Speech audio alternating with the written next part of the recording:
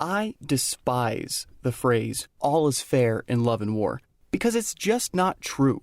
The words all is fair implies there are no rules, no guidelines, no wrong choices. Anything is acceptable. For one, we have the Geneva Conventions. That's half the phrase negated already. Globally, we've agreed that not all is actually fair in war. So, logically, you have to ask, what about love? And yeah, I'd argue that's false too, but that's a far more controversial statement to make. My only choice is to utilize the power of Tom Hanks for some supporting evidence. Hi, I'm Noah Zahradnik, and this week on Real Talk, I'm going to examine how the money pit teaches us the secret to everlasting love. Here lies Walter Fielding. He bought a house, and it killed him. And now, our feature presentation.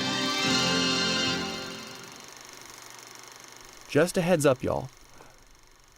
Wait, there isn't a content warning this week?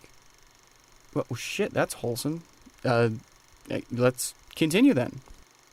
A big part of our societal ideology about love and romance is informed by the media.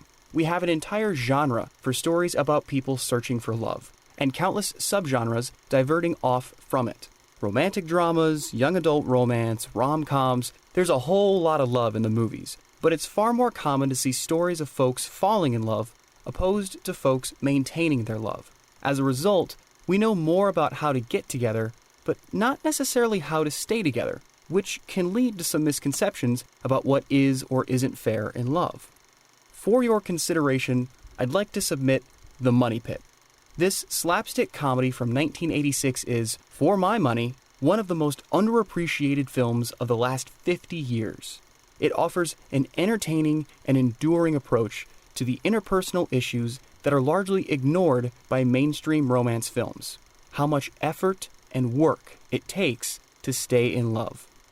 The movie is headlined by Shelley Long and everybody's favorite, Tom Hanks. Tim Hanks from The Money Pot? Yeah, that's right, yes. They play Walter and Anna, a young couple who's reached the next milestone in their relationship, buying a house together. Their realtor sells them on what could be called a small mansion. This is $1 million house, literally. Why would somebody sell $1 million house for $200,000? Who knows? The point is, you get to capitalize on a fellow human being's misfortune. That's the basis of real estate. It seems like a sure thing, but once they move in, they soon come to understand why the house was such a steal. It's also a wreck. The roof leaks, the plumbing's a mess, the front door falls out, the staircase collapses, and the kitchen explodes whenever you use it. Little problem in the kitchen. Nothing trivial. Well, the turkey's done. So's the kitchen. Actually, it's a little overdone for my taste. Let's not go there again. Not really normal problems for a homeowner to have. So, Walter hires various contractors to fix up the house. But with all of these crews tearing the place up at the same time, their problems only get worse. Good Lord! You testing missiles here or what? The house is going to be great. The stress of the renovations drives a nail between Walter and Anna. And when Anna drinks too much and spends the night at her ex-husband's house, the couple ceases to share the same bed, so to say. We'll stick it out until the house is finished. Then we'll sell it, get our money back, and get the hell away from each other. Of course, by the end, the house comes together beautifully, so it's up to Walter and Anna to admit their wrongdoings and apologize. It may not sound like much, but it's got a lot going for it. See, the film perfectly frames the 3 keys to a long-lasting relationship: compassion, communication, and commitment. In this context, I'd argue that the mansion serves as the central allegory, as it parallels the relationship between our main characters. First, there's compassion. It's made clear early on that Walter and Anna truly love each other. They can open up and be vulnerable with one another. They're supportive of one another. They're just happy to be together. I've tried, but I love Walter Fielding. No. I can't give him up. No. I'm hopelessly addicted. But the more time they spend together in the pit, which is capitalized in my script because it is now a proper noun, they diverge farther apart. Their reaction to the stress of, well, everything is completely different, resulting in 2 different experiences and 2 different perspectives. Instead of supporting each other through their different hardships, they revel in their own annoyances and become resentful of the other's reactions. For example, during construction, Walter is exuberant about the new staircase. Anna, darling, Did you get the water? we have stairs. It's happening, honey. We have stairs. That's terrific. Everything's gonna be wonderful. Yes. While Anna is more excited by the new plumbing. Water? Yeah. No. It's a miracle. But neither is happy for the other's victory. Their loss of compassion for one another is problem number one. Problem number two is their communication. In the beginning of the film, Walter and Anna are always on the same page, conversing about every little decision they make. Jack was right. We can't lose. Nothing can be this easy. Sure it can. You know what this is? This is the short line in motor vehicles. I got on the short line once. It was for farm vehicles. I want this house. I need this house. We need this house. It'd be great. Say yes. If we do this, we do it together. But as the ordeal unfolds, their communication channels begin to break down. Not just about the house, but about everything. This reaches its fever pitch when Anna chooses to lie about her ex-husband, Max. With Walter out of town, Anna does not want to stay in the pit on her own, so Max offers for her to stay with him. She refuses, but agrees to have dinner with him. She drinks a little too much wine and wakes up in the morning in Max's bed with no memory of the previous night. When are you going to tell Walter? Never. Lying. What? I'm going to have to do a lot of lying. No, tell him the truth. With the guilt eating away at her, she finally confesses. You whore! I leave town for 5 minutes. You can't wait to leap into the sack with old Max. You best! Oh, that's right. You Lay it off on me. hypocrite. I'm not the one who's been Anything but screwing lies. around. Just be How long honest has this with been me, going on? you You tell me pretend that. you're so How long? hated. Walter storms out of the bedroom, but bursts back in for this perfectly timed gag. The plasterer came? Their eroding communication creates issues not only with the house, but with each other too.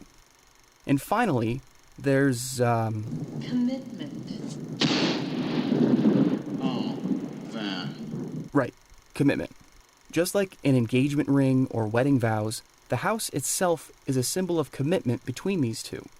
By putting in the effort to make the best of their situation with the house, Walter and Anna are expressing a commitment to one another, that no matter how bad things may get, they're here to work it out and ensure that they continue as a couple. After the fiasco with Max, Walter and Anna's desire to sell the house once it's finished effectively means they want to break up. But after their fight, both of them are seen physically emoting a very different desire. Walter doesn't want Anna to leave, and Anna doesn't want to abandon Walter, but since neither one of them said anything, each one thinks the other doesn't love them anymore. It's a domino effect. Once one goes, the next one follows, and you don't even wait for the third one. You just assume it's going to fall. But in this case, it never does. Walter and Anna are still committed to one another. Yeah, Anna never actually slept with Max. He just told her that she did, in hopes that it would drive her away from Walter and come running back to him. This all culminates in the final scene. The renovations on the house are complete. Anna and Walter stand in separate rooms adjacent to the foyer. Anna's room is painted pink and features a fireplace in the wall behind her.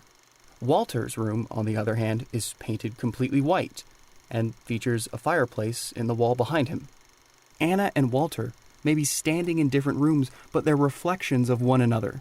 Though the designs inside may be different, the layout is the same. Both of these people are coming from the same place. They want the same thing. Each other. As they thank the project supervisor for his work, he makes this comment. No, this wasn't an easy one. But the foundation was good, I'll say that. And if that's okay, then everything else can be fixed. That's it. That's it. That's the message. Their compassion and communication may have toppled, but their foundation, their commitment to one another, never faltered. The couple convene in the foyer to say their goodbyes before Walter takes the first step to rebuild their relationship, just like they rebuilt the house. I love The Money Pit. It's funny, it's clever, it's relatable, and it's important. It's important because it disguises this underlying truth about relationships, that love isn't just a feeling but a commitment that requires upkeep in order to be successful as a simple family film. It takes this larger, intangible concept and makes it easy to comprehend. You can't just expect everything to go smoothly in a relationship and then blame the problems on somebody else when things go sour. All is fair in love and war, they say, but it's not. That's like saying you can build a house however you want just as long as it stands up straight. We have building inspectors specifically because you can't build houses in a certain way. We have laws that denote what is considered a war crime. And we have the money pit to show us why compassion, communication, and commitment are the core principles of love. Thank you for listening to this week's Real Talk. If you enjoyed this episode, please consider subscribing wherever it is that you listen to podcasts. Next week, I think I'll be taking a bye week for the holidays, but rest assured, I will return. I'll see you all real soon.